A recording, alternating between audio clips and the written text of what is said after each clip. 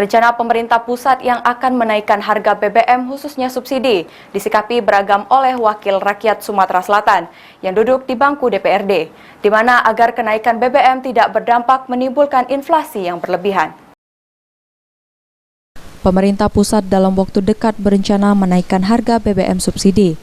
Rencana tersebut menimbulkan beragam komentar khususnya dari anggota DPRD Sumsel. Wakil Ketua DPRD Sumsel Giri Ramanda yang ditemui usai sidang paripurna berkomentar agar pemerintah pusat menghitung kembali beban masyarakat terkait rencana kenaikan harga BBM.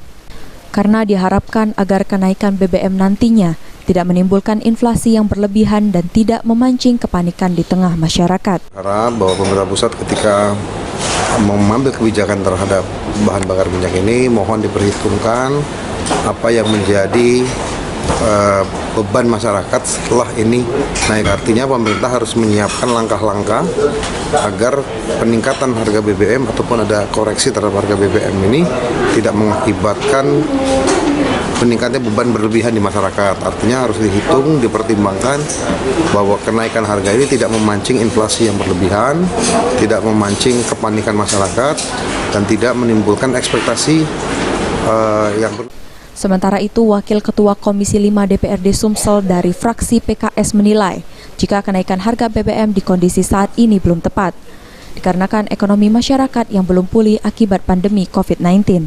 Kondisi hari ini, masyarakat ini belum pulih dari pandemi. Nah, kalau hari ini masyarakat mulai akan bangkit dan pemerintah mengeluarkan kebijakan untuk menaikkan BBM, sungguh ini merupakan sebuah bencana baru bagi masyarakat Indonesia. Ya, apalagi dampak dari BBM itu bukan hanya sekedar inflasi, ya, menaikkan harga barang, transportasi, ini side efeknya luar biasa.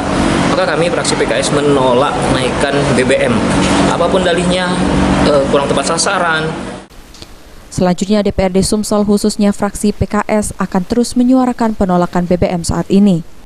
Firman Hidayat, PAL TV.